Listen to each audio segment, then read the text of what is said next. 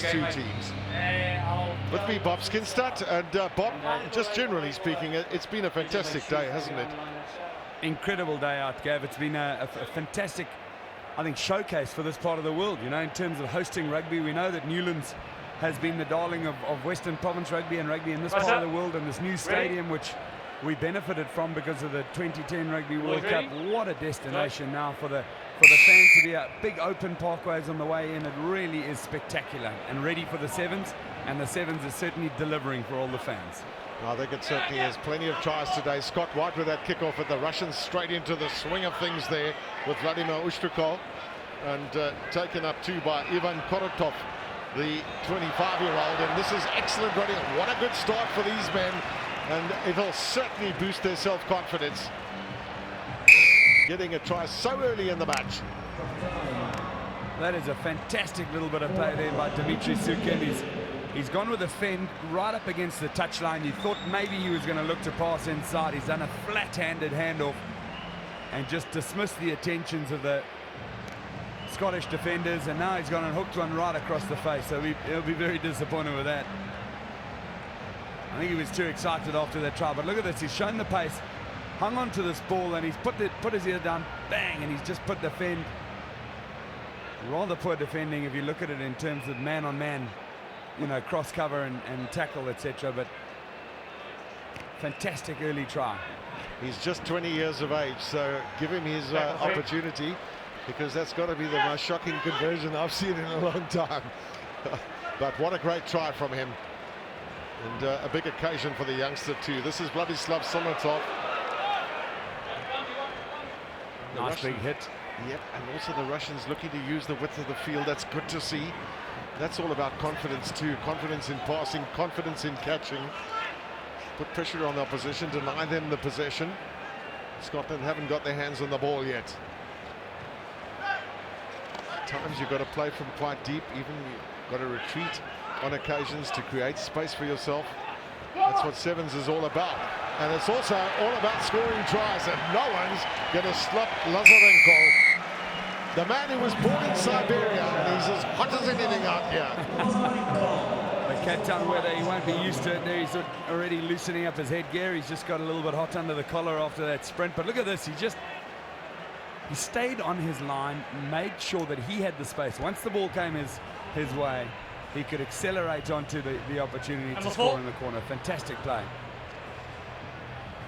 One of the wonderful things too about Sevens is that very often, you know, they try and get the big guys out wide, so that if there's a bit of crash ball attempted at try, that you've got someone with a bit of power. But those big guys have all got pace too. It's amazing. You look at the likes of John Moonlight and others who score so many tries for their country. They're big fellows out wide. And there's the lovely offload, and Vladislav Lazarenko making no mistake. Once he got the opportunity to show the pace, he was through and away. Well, he plays on the wing too, so he knows about width of field and scoring tries for the Russian Bears. Scotland up for it, Hugh Blake, and the knockdown is favourable for Scotland. The thing about Scotland too is that they play a lot of smart rugby, but they perhaps just lack some of the keys that you need, and that's like real live wire pace. But they're a young team too, and learning and doing their bit. This is Jamie Fondale. And then Gavin Lowe. This guy's got serious pace if he gets given an opportunity to run. Right there from James Johnston. So just slowly working their way up are Scotland now, looking for some open space. And, missed tackle. Missed tackle means very often a try being scored. You've got to defend that 1/7 of the field. That's on offer, and the Russians failing to do so. Well, we mentioned it a few times, and it was Lee Jones's time who benefited from it, but a missed tackle in Sevens is the ringing of the death knell, because, you know, once you've got that advantage and you're in the opposition half, it is so hard to shut down a team. And there it was, the head was down from the defender, didn't see the outside opportunity, and that man Lee Jones was away very, very quickly. So satisfactory conversion too. Just what Bob Skinstad was saying there about that importance. That's the missed tackle. And when you've got someone who's an explosive runner like Lee Jones, he's going to make you pay. Scott White's deep kick in, fielded by Edouard Filatov, who made his debut back in George in 2010, and amazingly he's only playing his 4th tournament. That's the trouble, unfortunately, for a team like Russia, is they just don't get enough rugby at the highest level to really refine their game. But I'm sure that they really are keen to learn too. This is Dimitri Sukin, the youngster we were talking about, scored the first try. Stay up. Ben Kraus from South Africa there was talking about the ruck area, and it's an area that they've really focused on. Gavin, we had the debriefing with the referees. Once you look at that lovely keeping of the ball in and maintaining possession, good work, but that ruck and tackle area, you have to be so precise as a player. No room for mistakes anymore. The referees are going to be on you immediately. Yep, and it is being well policed too. Of course, the objective is to make sure that there's continuity and that the game's sped up too. Sevens has become just such a huge thing in the world. And of course, with the advent of the Olympics at Rio this year, we'll see sevens rugby played for the first time. And that's both men and women. Back of blue. It's good refereeing that from Ben Kraus. Of course, the application of advantage is so important to keep the continuity of the game. Scott White looked for a little bit of space. Technically a high tackle. Lee Jones. Switch play to Gavin Lowe. Well, they've made some headway now. They've got a chance here. Well, one thought there might have been change of direction, but Jamie Fonda will make it through. And he'll be playing the bagpipes after that try, like he used to do at school. The choir boy, they call him.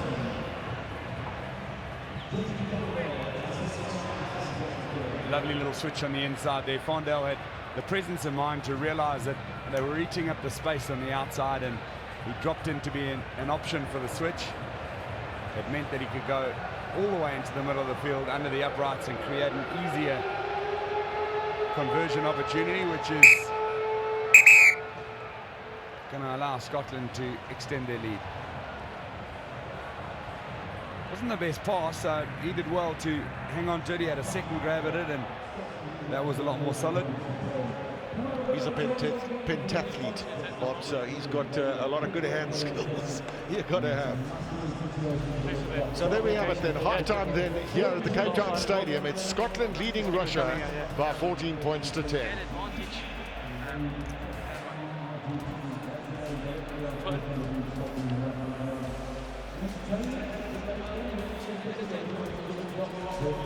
Amy, you happy this last one wasn't a ruck? Stop pushing the outside ones.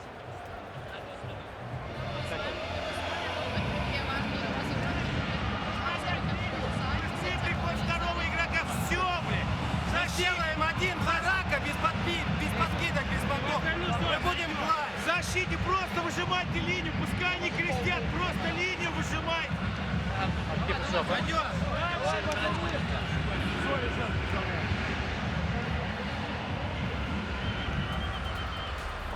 Well, I must say, you know what I really love, besides the animation of coaches and others in the huddle at halftime, because the teams don't go into a dressing room, they stay on the field. That animation is brilliant, and I love the way some of the coaches, in fact most of them these days, they have their say and then they just walk straight out. And then it's over to the team, which is great. The captain then gets his chance, or somebody else, to say what needs to be done. And all the fancy dress today has been brilliant. I saw a whole lot of people dressed as half zebras, half horses, which is called a quagga. And Quagga Smith, the Blitzbock, has got a huge fan following too. So they were probably here to support him.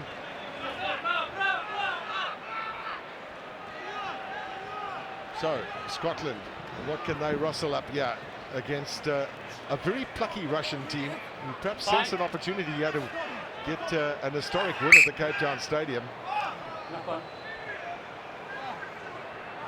Just losing it there to a little knock on, and it's one or two of these small mistakes, but it's a really unlucky call because that ball's been stuck between the legs of the Scottish player on the ground. So technically he's hanging on to it in a manner, and Russia almost got that back with an overlap out wide. So now Scotland will have the ball. And they're 4 points ahead of Russia. 14-10 was the half-time, the way it ended. Russia will really want to squeeze a victory here if they can. It would mean a lot to them. Yeah, I think it'll be a popular victory too. You know, South Africans really backing the underdog. We've certainly seen with the African teams too, the strong support for Zimbabwe and Kenya. Well, not in the last game, of course, but certainly there's often they're very keen to look forward to victories from underdogs. Well, yeah, there's a chance now. This time, Scotland finding a bit of space and good support, and that's good running. Yes, Scott White, who will canter over for a good try, just to stretch that lead. One thing about Scotland too, they've relied so much on Colin McGregor in the past.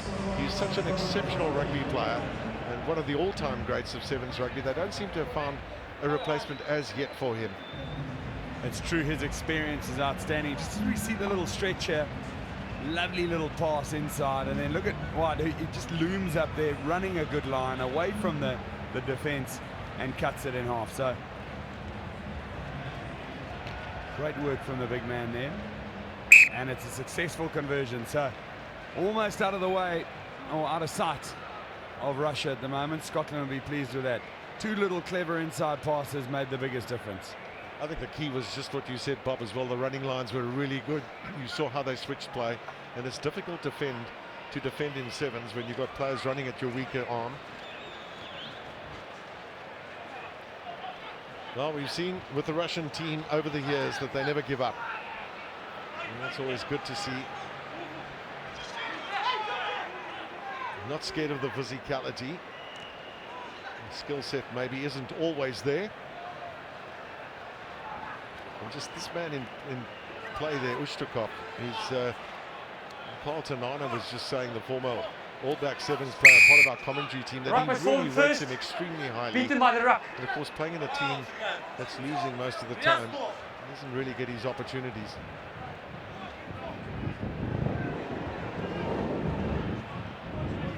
Sukin. Into a bit of trouble there was Lazarenko. Slow delivery this for Russia. In fact, they might have lost it. Leave it.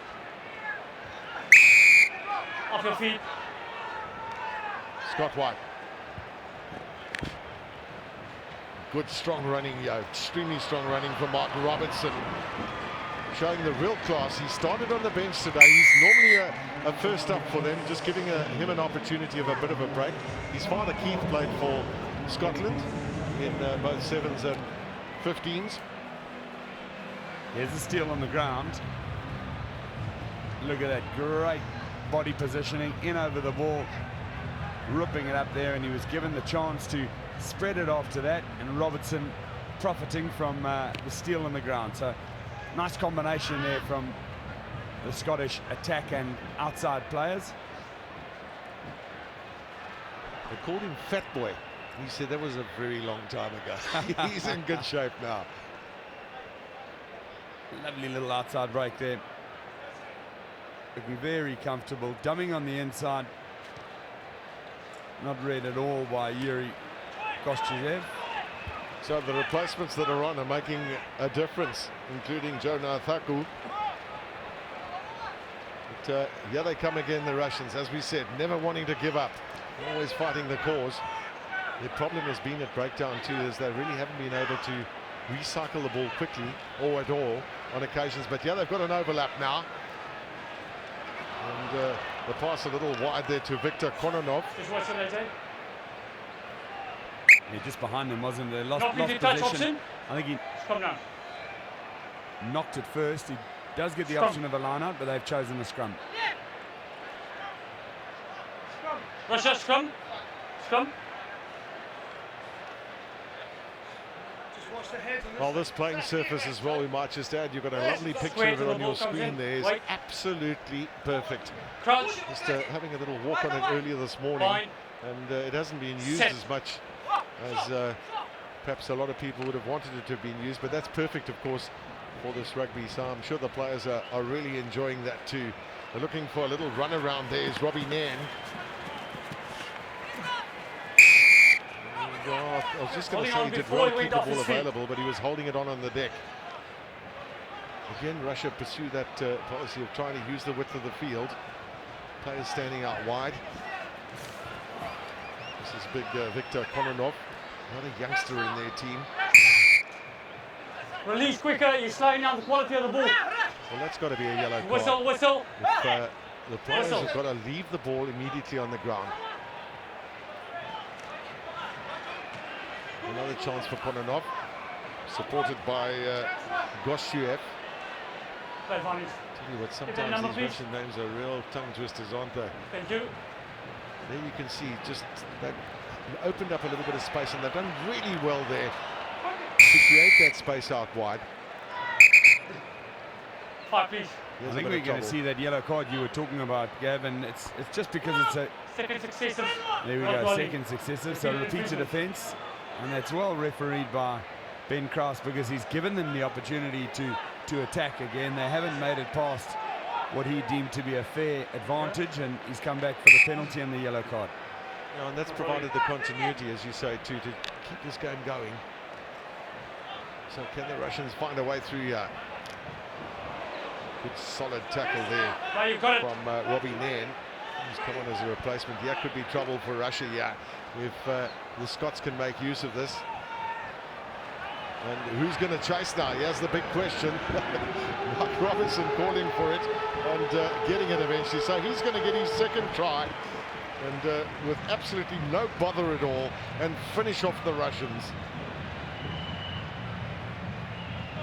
Well, it's a lovely run there from Robertson, and obviously he was benefiting from Naya Thavu's break, but he was there on the inside screaming for the ball. He wanted to stretch the legs and make it up for the last thing, and then it's converted by Scott White. There's Naya Thavu. Look how comfortable he runs, inside and outside around the first defender, but at about this stage he's looking to offload it. He didn't want the next 50 meters as well, so Robertson was there and very happy to oblige. Second try for him, and it's a lovely run in. It's a very good example for young people too, in terms of lateral vision, keeping your eyes on where your opposition are and people supporting you. So there we have it then. Scotland finally able to put it across Russia at full time, 33 points to 10.